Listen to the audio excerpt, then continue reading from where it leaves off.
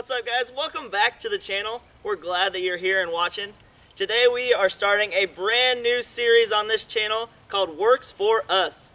We're going to talk about decoys, different ideas and strategies, and all things hunting related and tip wise that works for us and we can share with you too. It might not be the right way to do it, it might not be the best way to do it, but it works for us.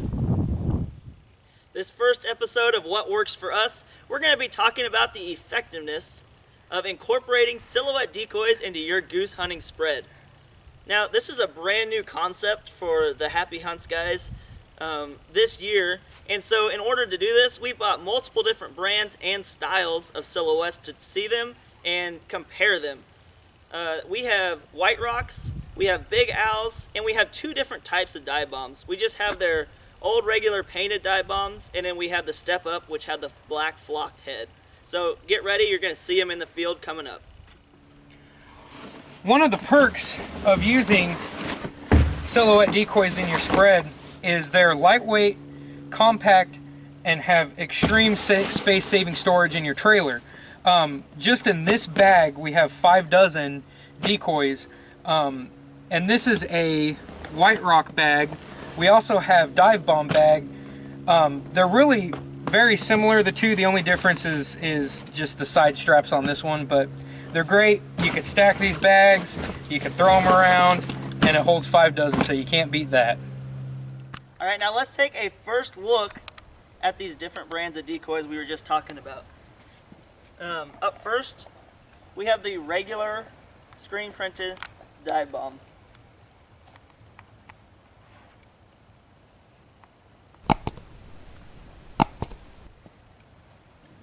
Our second decoy I'm pulling out, this was also the dive bomb, but this is that Step Up.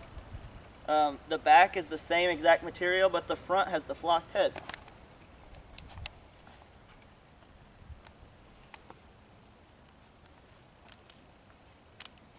The third decoy I'm pulling out, you will notice it's a speckle belly goose decoy. This is a Big Owls. We do not currently have any Canada goose, but I just wanted to give you the idea. It is also a screen printed material.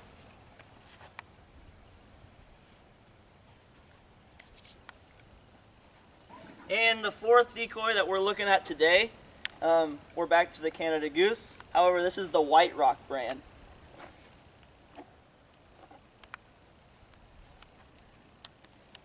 Alright, now that you can see these geese side by side, let's take a few seconds and break each down and take a closer look. Alright, now that we've had a chance to see them just spaced out compared to each other, let's break it down and really get a closer look. So here's that original dive bomb. Notice all of these actually, but notice that the pegs are a 2-peg system. I would only recommend to purchase these.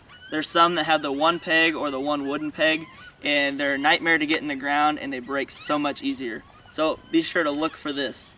What I like about this is that it's just your nice basic thing. It has some good detail. You can really see the feathers pop out, and the white really stands out from the blacks. Moving on, the stakes on this one are obviously the exact same. It's still a dive bomb. And the back is exactly the same as this one. But to me, this head just stands out so much more. It just, when it's in the spread, as you'll see in the flyover, this black felt just pops and it really draws attention to your spread. So these are more than those, but you definitely get what you pay for. Alright, moving on to the speckle belly.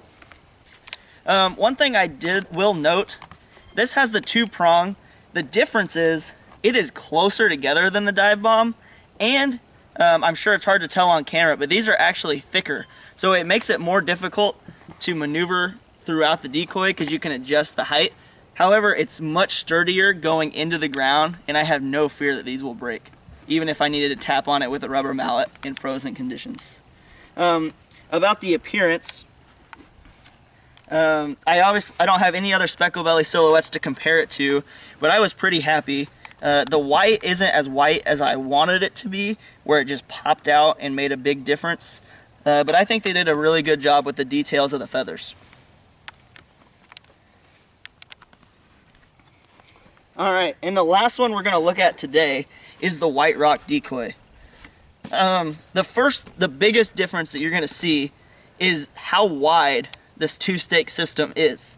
Now, one negative to it is that it can bend and break, and it's sometimes harder to get in the ground when it's firm conditions. However, one thing we noticed that's good about the two-stake system is that they're so far apart, when it's in the ground, it keeps it more stable in windy conditions and doesn't allow it to flop back and forth. I would not say that the screen printing is as high definition and it's more of a fuzzy picture. However, when you have them mixed into the spread, you really can't tell at all. So price-wise, our felted head dive bomb silhouette is definitely the most expensive. But like I said, in my opinion, if you have the extra cash to do, it's worth your money because it just really stands out. From there, the White Rock Decoys and the Dive Bomb Original on the ends were roughly the same price. We got these for just under $100, and what made them cheaper is that we had no shipping. We were able to pick them up at our local Cabela's, and these ones, when we bought them, we had to pay for the shipping, making them roughly the same price. My Big Owls was cheaper. If I remember right, it was around $85 for the dozen, not including shipping. So it was a slight bit cheaper, but they are a different species of geese. Now that you got an up-close look, we wanted to take a second and set out all the different positions that each brand has to offer. I really like doing this in our big spreads, mixing all these brands and seeing all these different positions. It really made our spread look alive. So starting out with White Rock, you can see that there's many different positions. They're all facing different ways, and as you're setting them up, you can even cock them at different angles to really help your spread. Dive bombs, we only set out the regular dive bombs because the flocked-headed dive bombs are the same positions as these, just with the flocked heads. And then Big Owl over here at the end.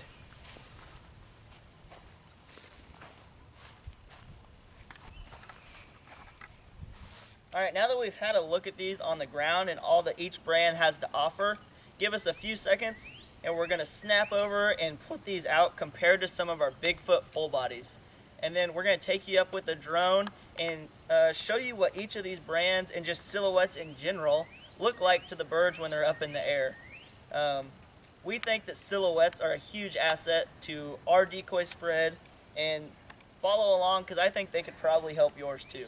Alright, as you can see, we're out in a cattle pasture right now. The weed around here is already pretty tall and it's going to start heading out soon, so we decided not to mess with anything like that, and we're just kind of out in a grassy area so you can get an idea.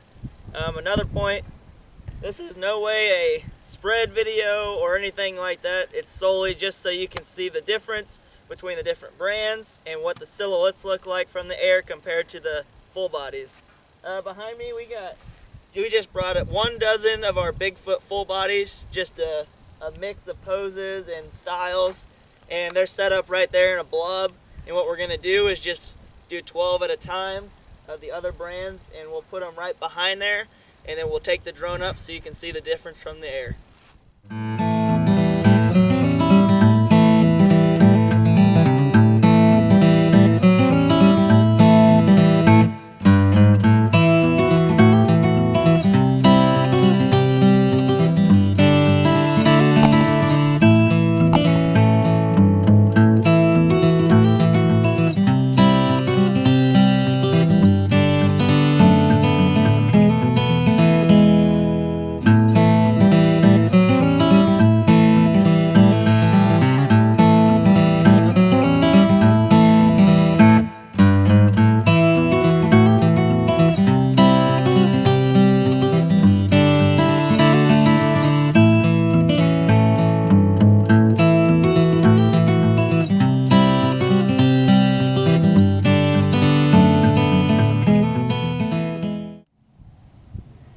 already showed you how compact and easy to carry around these are, and I was just going to show you just really how easy they are to put out and then pick up.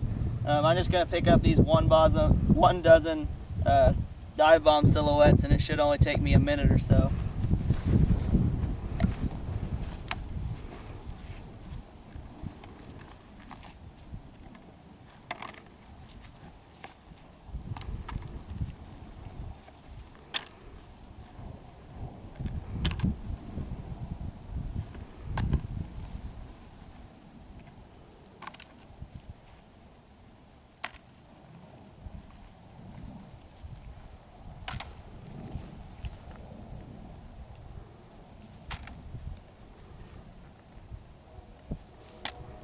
That quick and easy. Thanks so much for tuning in today and watching this first episode of Works For Us. Now you've got to see what these silhouettes look like on the land and up from above with our drone footage. You got to see their versatility and ease of setup and tear down, their storage and lightweight, compact carrying abilities, and what they look like compared to different brands, as well as compared to tried and true full bodies. So while you're here, drop a comment down below. Tell us which one you thought looked the best. Tell us which one you prefer, and if there's a brand here you'd like us to try out and do a review on later, tell us that too. We're always looking to improve and know what you guys do too. And like we said, might not be the right way to do it, but it works for us.